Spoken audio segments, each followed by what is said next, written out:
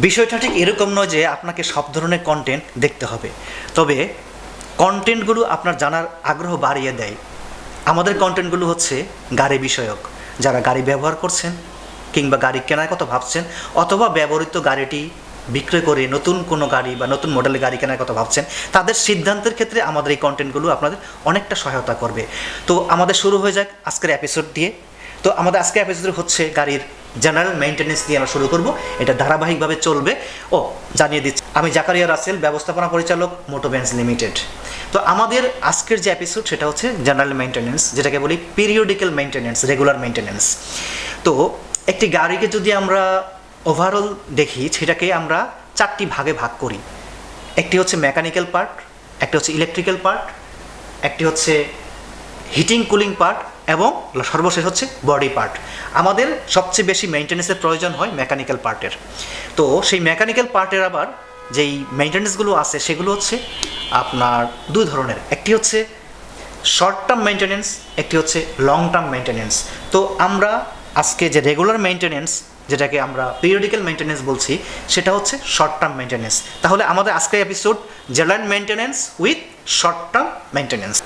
General maintenance বা periodical maintenance বিষয়টা হচ্ছে আমরা যেই পার্টগুলোকে গাড়ির রক্ষণাবেক্ষণের জন্য নিয়মিত আমাদেরকে মেইনটেনেন্স করতে হয়, যেমন engine oil, air filter, cabin filter এবং ইঞ্জিন অয়েল ফিল্টার, যেটাকে আমরা সংক্ষেপে মোবিল ফিল্টার বুঝি। তো এই বিষয়গুলো হচ্ছে একটি ইঞ্জিনের ভাইটাল পার্ট, যেটা আপনার ইঞ্জিনের পারফরমেন্সকে বাড়িয়ে দেবে। তো এই মেইনটেনেন্সটাকে আমরা অনেক সময় অনেকে অবহেলা করি, যার কারণে আমাদের ইঞ্জিনের পারফরমেন্স কমে যায়, পাশাপাশি ইঞ্জিনে অনেক ধরনের ট্রাবল দেখা দেয়। তো আমরা যদি রেগুলার এই মেইনটেনেন্সটা করি, ইঞ্জিনের লাইফ বেড়ে যাবে, আপনার গাড়ির পারফরমেন্স বেড়ে যাবে, পাশাপাশি আপনি হ্যাসেল ফ্রি গাড়ি ড্রাইভ করবেন। তো এই যে রেগুলার মেইনটেনেন্স, আমরা যদি প্রথমত ইঞ্জিন অয়েলের কথা আসি, আমরা ইঞ্জিন অয়েলের ক্ষেত্রে আমরা যারা গাড়ি ব্যবহার করি তার বেশিরভাগ ক্ষেত্রে আমরা অনেক কিছু ফলো করি না। কারণ আমরা একজন পরিচিত হোক অপরিচিত হোক, যেসব ওয়ার্কশপ আছে সেখানে গিয়ে আমরা সেই মেকানিক্সের উপর ছেড়ে দেই, ভাই আমার গাড়িটার মোবিল চেঞ্জ করো বা ইঞ্জিন অয়েল চেঞ্জ করে দাও। সে তার মতো করে চেঞ্জ করে দেয়, তার কাছে যা আছে সেটাই। কিন্তু আসলে এটা ঠিক নয়, কারণ আপনার প্রতিটি গাড়ির কিছু রিকমেন্ডেড ইঞ্জিন অয়েল আছে। সেই 80 সালের গাড়িতে যেই ইঞ্জিন অয়েল ব্যবহার করা হয়েছে, বর্তমান 2025 সালে এসে সেই গাড়িগুলোর ইঞ্জিন অয়েলের গ্রেড কিন্তু এক নয়। এখানে হাইব্রিড গাড়ি আছে, অনেক সফিস্টিকেটেড ইঞ্জিন আছে। তো আমরা এই ভুলটা সবসময় করে থাকি, অনেক শিক্ষিত লোকেরা করে থাকি। তো এক্ষেত্রে এখন হাতে মোবাইল আছে, আমরা যখন তখন গুগলে সার্চ দিতে পারি, যে গাড়ির যে মডেল, আমরা জাস্ট রিকমেন্ডেড ইঞ্জিন অয়েলটাকে সার্চ দিলে পেয়ে যাব। এখানে যেমন বর্তমানে অনেক ধরনের গ্রেড আছে, আপনার গাড়িতে কী ধরনের ইঞ্জিন অয়েল রিকমেন্ডেড করা, সেটা কিন্তু আপনি খুব সহজে একটি মোবাইলে গুগলে সার্চ দিয়ে পেতে পারেন, এবং সেটা আপনার জন্য জরুরি আপনার ইঞ্জিনের পারফরমেন্সের জন্য। আমি জাস্ট একটু ব্যাখ্যা দিই যে গ্রেডগুলো আছে। ধরেন ইউজুয়ালি যে গাড়িগুলোতে ব্যবহার করা হয়, পুরনো গাড়িতে একটা ইঞ্জিন অয়েলের গ্রেড হচ্ছে 2015 ডাব্লিউ, যেটাকে বলা হয়। তো সেটা গ্রেড থিকনেসটা কিন্তু অনেক শক্ত, মোটা আর কি। তো গাড়ির যে ইঞ্জিনের ক্র্যাঙ্কশ্যাফট বা বিভিন্ন ধরনের মেকানিক্যাল পার্টসগুলো রয়েছে, যেখানে ইঞ্জিন অয়েলটা যেতে হবে যাতে হিট হয়ে না যায় বা এটা সিঙ্ক না হয়ে যায়, যে কারণে ইঞ্জিন অয়েলটা সেখানে ঢুকতে হয়। যদি সেটা গ্রেডটা অনেক মোটা থাকে, তাহলে সেটা প্রপারলি ভিতরে সেটাকে ঢুকতে পারবে না, যে কারণে আপনার ইঞ্জিন হিট হবে, বিভিন্ন ধরনের প্রবলেম হয়ে ইঞ্জিন ড্যামেজ হয়ে যাবে। তো যে কারণে হচ্ছে প্রতিটা ইঞ্জিনের একটি রিকমেন্ডেড অয়েল দেয়া আছে। তো সেটাকে মেনটেন করতে হবে যদি ইঞ্জিনের অ্যাকচুয়াল পারফরমেন্স পেতে চান এবং ইঞ্জিনের লাইফটাকে বাড়াতে চান।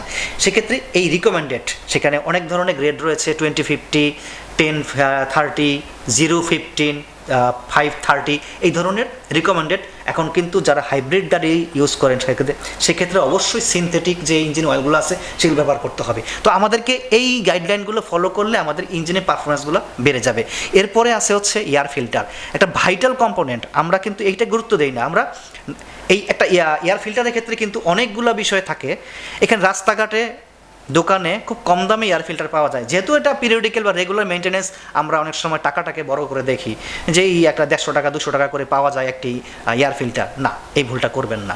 এবং এইটাকে আপনাকে রেগুলার চেঞ্জ করতে হবে। আপনার ইঞ্জিন অয়েল যেদিন চেঞ্জ করেন, এবং অনেকেই করি ইঞ্জিন অয়েল চেঞ্জ করতে 6 মাস লেগে যায়, 7 মাস লেগে যায়, 8 মাস লেগে যায়, কারণ আমরা 3000, 4000, 5000 কিলোমিটার পরে আমরা ইঞ্জিন অয়েল চেঞ্জ করি। কিন্তু আমরা যে এয়ার ফিল্টার তখনই চেঞ্জ করতে যাই না, এই ভুলটা কখনো করবেন না। কারণ আমি যখন গাড়ি রান করি, যত রাস্তাঘাটের ধুলাবালি, বিভিন্ন ডাস্ট, সেগুলো হচ্ছে কিন্তু এই এয়ার ফিল্টার ক্লিন করে ইঞ্জিনের ভিতরে পাঠায়। তাতে কি হয়, অল্প কিছুদিনের ভিতরেই এই এয়ার ফিল্টারটা ডার্টি হয়ে যায়।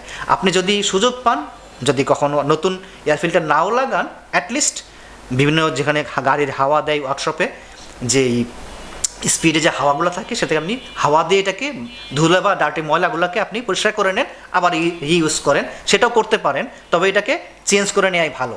তৃতীয়ত আসে হচ্ছে যেটাকে বলে মোবিল ফিল্টার, মানে ইঞ্জিন অয়েল ফিল্টার, আমরা সংক্ষেপে সবাই মোবিল ফিল্টারই বলে থাকি, এটা মুখস্থ হয়ে গেছে সবার আমাদের। তো ইঞ্জিন অয়েল ফিল্টারটাও আমাদের কিন্তু এখন লোকালে তৈরি হচ্ছে, বাংলাদেশে তৈরি হয়, যেগুলোর মান আসলে খুব একটা ভালো বলবো না আমি, কারণ হচ্ছে আমরা আসলে সস্তায় কিনতে অভ্যস্ত, যে কারণে ম্যানুফ্যাকচারাররা সস্তায় দেওয়ার জন্য যেই ম্যাটেরিয়ালস ইউজ করতে হয় সেগুলো করার চেষ্টা করে। তারপরও একেবারে যে খারাপ তৈরি হচ্ছে এরকম না, আমি বলবো যে কিছু কিছু ভালো কোয়ালিটির হচ্ছে, আর ইম্পোর্টেড প্রোডাক্ট বেশি। তো এক্ষেত্রে ইঞ্জিন অয়েল এয়ার ফিল্টারের মতো অবশ্যই মোবিল ফিল্টার যেটাকে বলি, সেটাকেও অবশ্যই আপনারা খেয়াল করবেন যে একটু ভালো কোয়ালিটির হয়ে থাকে। কারণ যেই ইঞ্জিনের যে ময়লাগুলো ইঞ্জিন অয়েলের মাধ্যমে যেই ময়লাগুলো নিচে চেম্বারে জমা হয়, সেগুলো যখন রিসাইকেল হয়ে আবার ইঞ্জিনের ভিতর যাওয়ার চেষ্টা করে, তখন কিন্তু এই যে ইঞ্জিন অয়েল ফিল্টারটা সে কিন্তু ফিল্টার করে সে পাঠাচ্ছে। যদি ভালো ফিল্টার না হয়, সেগুলো কিন্তু ময়লাগুলো সহ আবার ইঞ্জিনে প্রবেশ করবে, আপনার ইঞ্জিনের লাইফ বা ইঞ্জিন ড্যামেজ হবে। এবং এক্ষেত্রেও একটা ইঞ্জিন অয়েল ফিল্টার রিইউজ করার কোনো সুযোগ নাই। ফোর্থলি আসে হচ্ছে আপনার এসি কেবিন ফিল্টার, যেটাকে বলি আমরা এসি ফিল্টার। আমরা গাড়ির যে ভিতরে যখন বসি, গাড়ির রুমটা থাকে, সেখানে আমরা ভিতরে ঢোকার পরে জুতা বা বিভিন্ন জায়গায় প্রচুর ডাস্ট নিয়ে আমরা গাড়িতে উঠি, এবং যখন এসি রানিং থাকে তখন কিন্তু ওই ব্লোয়ার সেই ময়লাটাকে সহ টানে। সুতরাং আপনার এসির যে কেবিন ফিল্টারটা আছে সেটা ডার্টি হয়ে যায়, যে কারণে প্রপারলি বাতাসটা ঢুকতে পারে না, এবং আপনার এসি অনেক সময় ভালো ঠান্ডা হয় না। এটা আমরা অনেক সময় করি কি,